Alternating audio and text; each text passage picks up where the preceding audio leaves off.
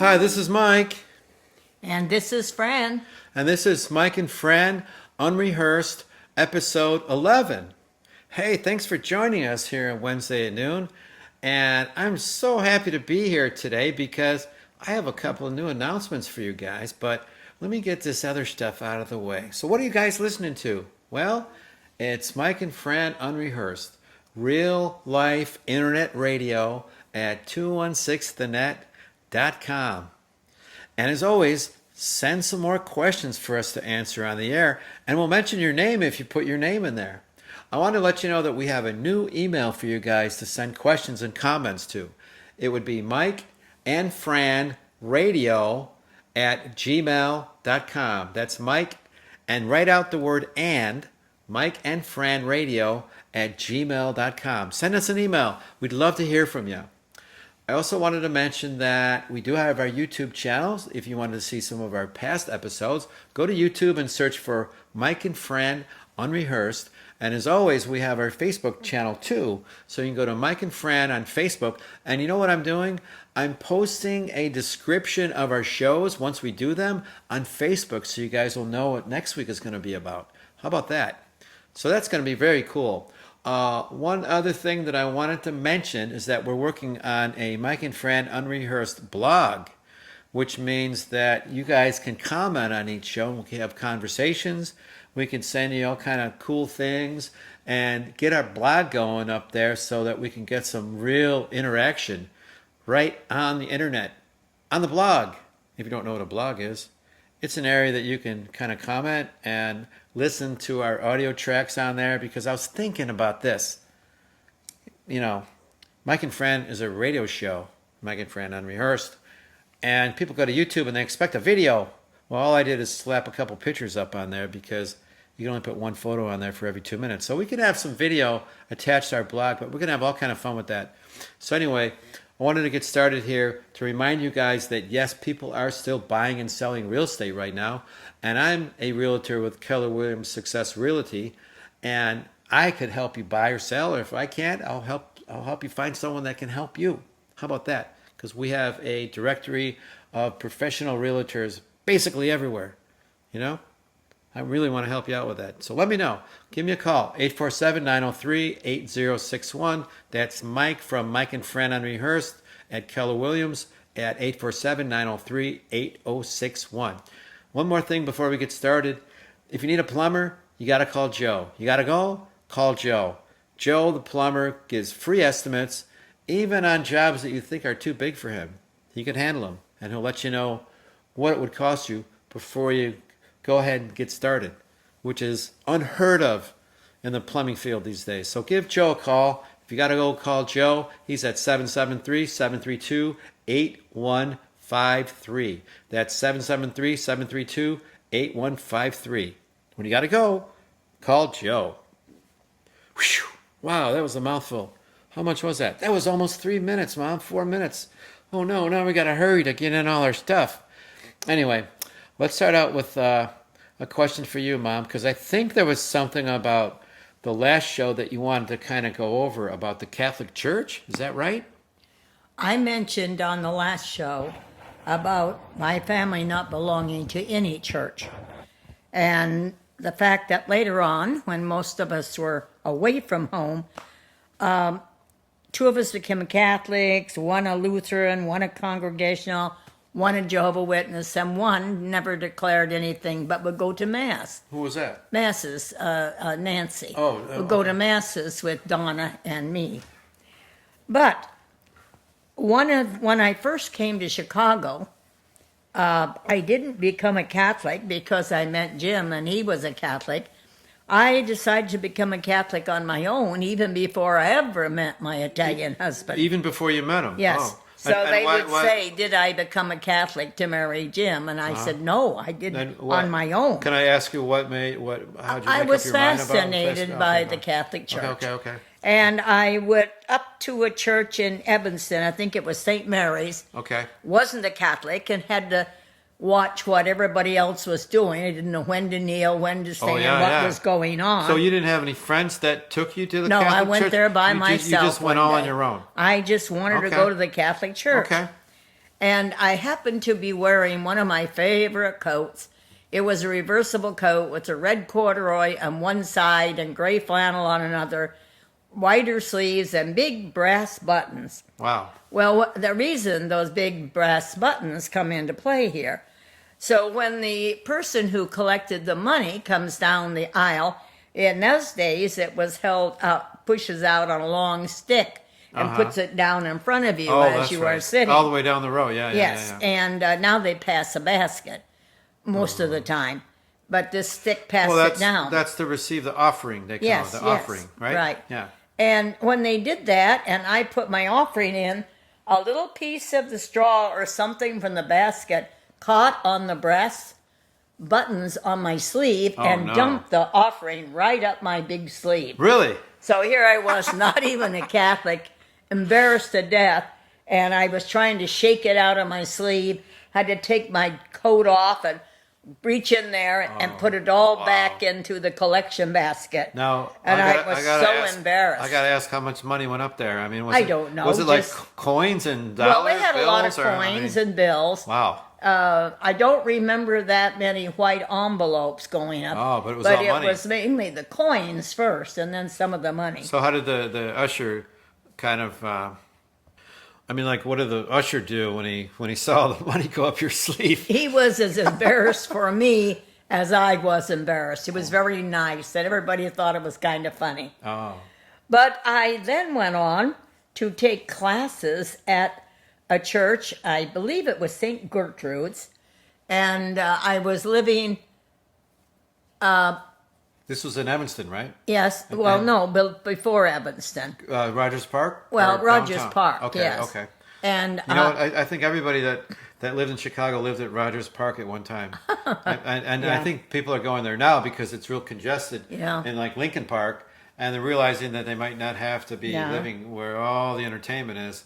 They can go up there and relax. Anyway, sorry about that, Mom. Yeah, well, I lived with Mrs. McDonough, and living with her was her Swedish maid, Miss Erickson. Erickson. And they had a big flat near the Edgewater Beach Hotel, and she rented a room to me. And I would walk from her place to the church. And I think it was St. Gertrude's. I'm not positive. Okay. And this was during the Korean War when you took old clothes, rummage the church. So I had my arms full of something to donate. And I got there just as the class was starting. So I dumped my stuff in the back and went through the class. And you just walked over there with all this stuff, or what? Oh, yeah, I carried it in a bag. It was pretty close. Okay. Yeah, it was close. And I put it in the back. And then after the little lessons, the priest ushered us out. I grabbed up my bag and said, "Where is the rummage room for the stuff for the Korean War?" Yeah. And he said, "Downstairs in the basement." Right. So I tucked it under my arm and started downstairs. And I just about got to the bottom and the lights went out. Oh, my God. And I thought, uh-oh, tried to switch, no lights. Then I crawled up in the dark, hanging on to the stairs, got to the top of this big hallway, because this was in a school, and went through. All the classrooms were locked. Oh. Front door was locked. I was locked in. Were you getting scared? So, no, I made my way back. What time of day was it? Was it evening? Well, I went Was to it class afternoon? was like 8 o'clock or so, I think. It was dark. It was dark. Yes. Wow. And I made my way back down the stairs by hanging on, and finally got into a room that had stuff piled up on tables. But you've never been in that school before, No. in the basement. So then I started saying, well, how am I going to get out of here? Somehow. And then I heard past the real gym doors at the end, there was a gym attached to the school. Okay. And somebody was playing basketball. And I banged on the door, but they were cheering for the teams and nobody heard me. I banged on the door again. Nobody heard me. Finally, banging, somebody came and I said, "Help, I'm locked in here." Yeah. And they let me out, and I got out and walked home to the ladies who were concerned I was that much later. So when I went the next week to the class, I made a joke about, "I want to be a Catholic, but you don't have to lock me in." And they all started laughing. I bet. Then when the day came when I finally had my big acceptance day into the church, Okay. and I think that was at St. Edith's, and after I went to lunch with my friend from Oregon that I had originally come out with, Loran Potter Peel, and we went to the Edgewater Beach Hotel to have a celebration in the lunchroom there. Okay. And we're sitting right next to a table with a lady and a man, and everybody put their purses on the floor then. And we didn't worry about them picked up or anything. Yeah. And when she and I left, I picked up a purse, got about 2 blocks away, and I looked down and I said, "This isn't my purse." Uh-oh. It was black like mine, but it wasn't my purse. Wrong So purse. we ran as fast as we could, a couple of blocks back to the Edgewater Sure. Beach Hotel. Yeah, hoping they're still And there. Yeah. that lady was just finishing. Oh, boy. So I ran in and said, "Hey, look, I took your purse by accident. Please Sorry. check it out." So she had your purse in her hand. Well, she didn't know. She hadn't picked it up yet. They were just getting ready to leave. Okay. And then I was outside. I've been a Catholic for 2 hours and I stole something. Uh-oh. You know, so that was my bit Better go about home the and, Catholic Church. Say 5 Hail Marys and 10 Our Fathers, Yeah. and you'll be okay, right? Yep. Wow. That's some story. All right, Mom, so here's a good one. As a school teacher, what kind of books did you recommend for kids? Well, it's been 26 years since I retired in 1994, so I'm sure there are a lot new books that have been written since Oh, then. yeah, I'm sure. But the books that I would take so many minutes a day reading on the installment plan was something like Charlotte's Web, Uh-huh. Stuart Little, Okay. and A Wrinkle in Time. Oh, there's Most a good all one. my kids liked. Wow. But there was The Giving Tree, which was just beautiful. This little tree gave and gave and gave, and even when it was a stump and somebody could sit on it, it gave. Right. And then my favorite was Love You Forever by Robert Munch and the Munch books. Oh, yeah. Robert, Love You Forever, I could get so far reading and I'd start tearing up. Wow. And they'd always want me to read once a month. Read the book where Mrs. Latone cries. And that Love You Forever could never get past So the you, per so you certain guys hear spot. this? I want y'all to read the Yeah. book and start Yeah, crying, I okay? love So you forever. You have to do that now. It was beautiful. It was beautiful. Well, as a kid, I remember reading silly books like Curious George and Dr. Seuss and Cat in the Hat and stuff like that. But I also remember going to our doctor's office there in the strip mall. I think it was by Elk Grove Bowl. It was it might Higgins have been and the Arlington IGA. Heights I know Road. there was a Ben Franklin over there. But this was Arlington Heights and Higgins Road there many, many years ago. Well, we saw Dr. Julia Hussman, right? And we just looked her up the other day. She's still around. She's still being a doctor somewhere. Mm-hmm. So we should send her a note and say hello. Say hello? Wouldn't that be something to Yes. see her again? She was great. All the neighborhood kids went there, Mm-hmm. as far as I remember.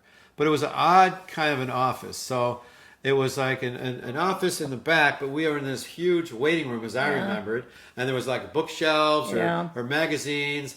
And the only magazine that I was ever interested in, because it was always hot and we always had to wait. And there were so many other kids in there that you never got in there. And it was so hard. It must have been really hard for you with like 5 kids going in there.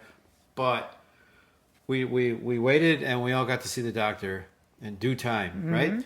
So the book that I remember there was the Highlights magazines, and it had a lot of stories and a lot of pictures and things. But what I remember was where you had to find like these little items in a drawing, like a teacup or like I don't know, a carrot stick or like a hammer. And you're looking all over this picture, and you find it in the tree or in somebody's hair, and you circle it.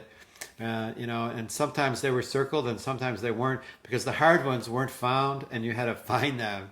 And I always remember doing that. So bring that up to current date and time. And I have 2 little nieces.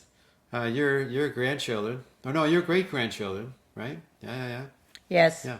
So Amelia, who's 3, and Sophia, who's 5, are the daughters of Aaron and Danny, Yeah. who's the daughter of my sister Linda.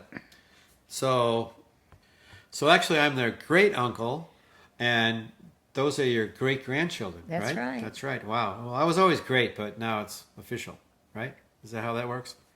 So anyway, guess what I got them? I was tooling around with one of these sort of promotions where you had to sign up for 10 things and you got $1,000 coupon at Amazon, and I did it, and I did finally get my $1,000 Visa card, but I had to sign up for things that I was going to cancel, and one of them was these highlight magazines for kids. And I go, I'll give it a try. So I give them to Linda, and then she comes back the next week and she goes, "Oh, Michael, they just love those magazines. I have to tell you, they just ate them to pieces." And there's little videos of them, cutouts and drawing and all these kind of things they're doing in there, and they just love them. So guess what? I just continued the subscription. So now about every 6 weeks or so, I get 2 more magazines, and actually a little while back when they went on their trip, I think that really came in handy to keep the kids They amused. loved it. They right? loved it. Mm-hmm. Right? A 3 and a 5-year-old Yeah. just eating it up. That's got to be great. That's Yes. got to be great. Okay, Mom. So I know you wanted to comment a little bit about the clothes that we wore to church, right? Well, the clothes that I thought were so great, I found out later when they got old enough to talk back to me and tell me that they didn't like what they had to wear. My kids were always dressed up in those days. Everybody went to church, the ladies with hats and gloves. You didn't wear jeans or shorts or things. You dressed up. Did I have like a red suit again or something? No. You had a little Tyrolean German outfit that Anna Wendes had gotten for her Michael and my Michael from Germany. The little leather pants down to the knees in gray. Oh, yeah, I remember and the little that. matching sweater and the little suspenders and little Tyrolean hat with a little feather in it. Did I actually and wear little that knee to sock. church? Oh, yes, I dressed you up. I wish I had a picture of that. Well, you did Do you have it. a picture of that? No. Oh, I don't know, maybe man. somewhere That would be great. But you dutifully wore it. But and then after you outgrew it, Vincent what wore choice it. did I have? I don't know. And Vincent was even more adamant in wearing it. But you both said later, "Oh, you hated that outfit." And then I found out the girls, whom I would dress in a little navy blue sailor dress with a little matching coat, and they had their little Mary Jane shoes, little white gloves, and they had little navy blue sailor hats. And later they said, "Oh, did we hate wearing those hats?" Come on, they loved them. They look so cute. They did, but they were cute to me, but I found out years later they didn't like it at all. Well, didn't you cut Linda's bangs one time and you went like straight across and it was like... Yeah, I was not noted for being a good hair cutter. I tried. I'd get shorter, and they'd look like they were scalped. So I did take them out then and have them cut. I remember Dad used to just take us all to the men's barber shop, Yes. right? Girls too. Girls, boys. I know. I got a buzz head. I was always a buzz head. Yeah. Just no hair at all. I mean, wasn't that unusual that he did that to us? I the don't boys? know. Was it me? Was it Vince too? I Buzz? don't remember. I had a buzz head, and the girls got pixies, right? I remember I was in the hospital having a baby, and it must have been Vincent then. And he brought all the kids outside. They weren't allowed to come up. And I'm looking out of the hospital window, and there's my daughters with haircuts just like the boys. The pixies. What happened to their hair? Oh, we took them all to the barber. Oh, wow. Yeah. I But do remember that. I also remember in the days when I did a quick job of sewing with some beautiful material, made one of these very slender sheath dresses, which is a zipper down the back, sleeveless. You could make it in like an hour.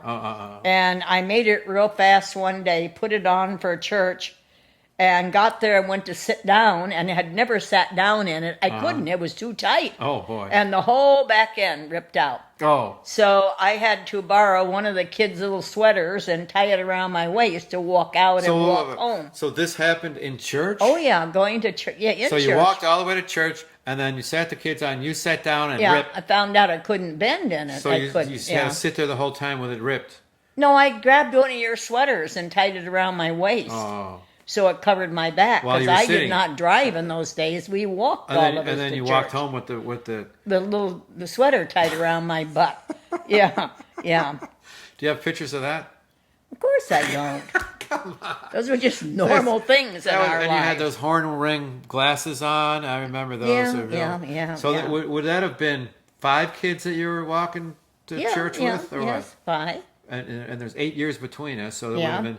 Would Vince be walking, or would you be carrying him? He or? might have been in a stroller. I don't know. Wow. I still took you. So the oldest would have been 8, Yeah. and Vince would have been like 1 or 2. I had 5 kids 10. within 10 years, so Yeah, that's right. where you were spread over. Wow.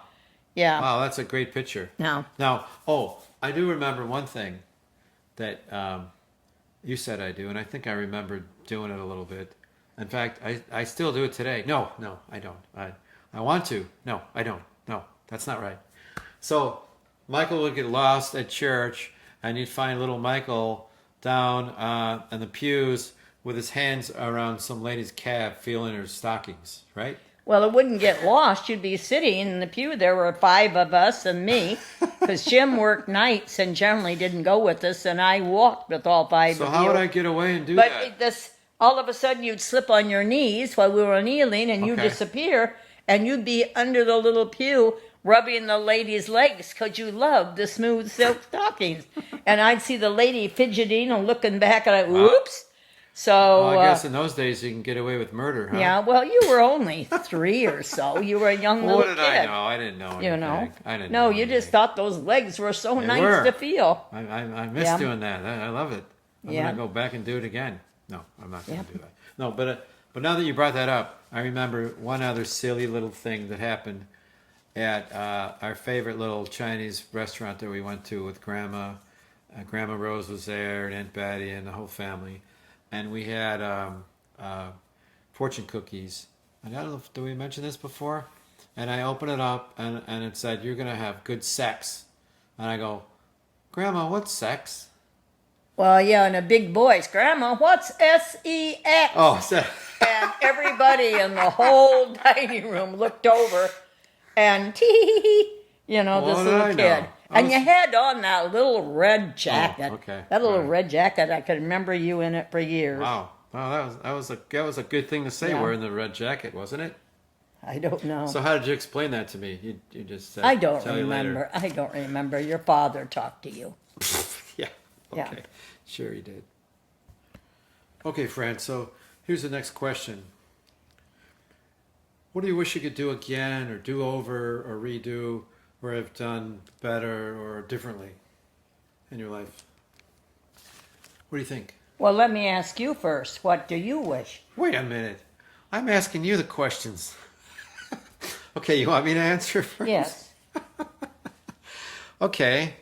I'd have to say that it's kind of ironic in the fact that, well, my dad, your husband, Jimmy, as they called him at work, was a film editor for Channel 2 News on TV. He was a film editor back in the day of Bill Curtis and Walter Jacobson and John Coughlin and all those guys, Johnny Morris. Fahey Flynn. Well, that was before him, but he was a film editor, and he went to night school on the East Coast in New Jersey. And his buddy said, "Jimmy, you got to come out to Chicago. They're hiring editors like crazy." So he did. He got a great job, and had 5 kids, raised the whole family out there. But when I was in high school, for some reason, I wanted to choose my own career, and I didn't want to have to sort of tag along on his coattails. I don't know exactly why. Maybe because he didn't seem always that happy when he came home from work. But when he was there at work, guess what?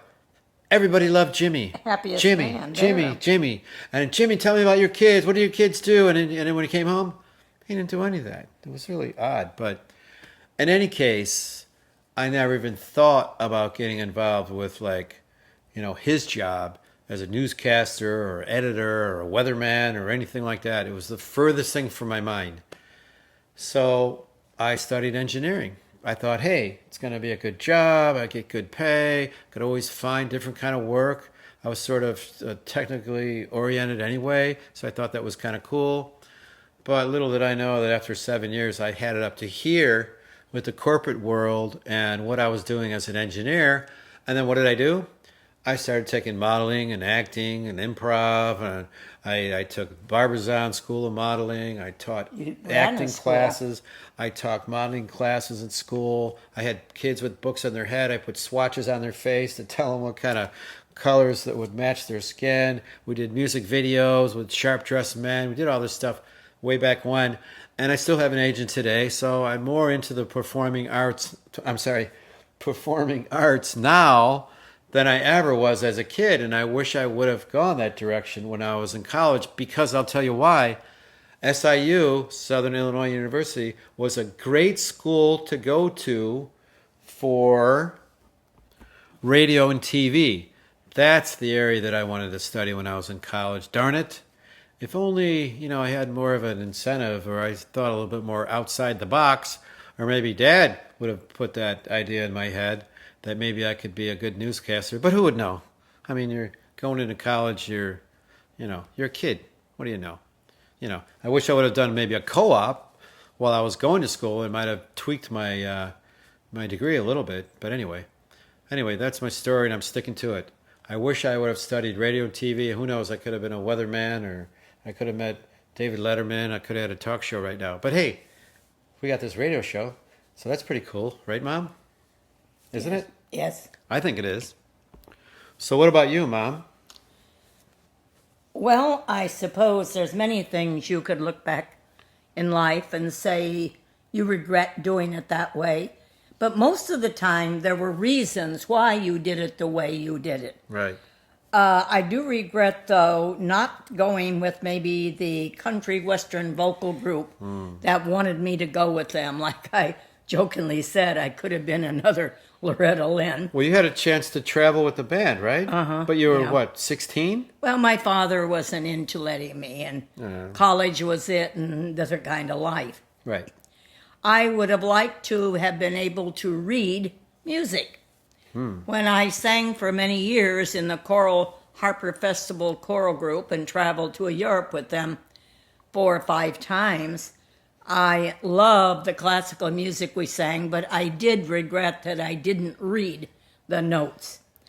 I also would have liked to have played a musical instrument, probably the piano. Piano, yeah. I loved the boys playing the violin, never thought about playing Lisa's flute.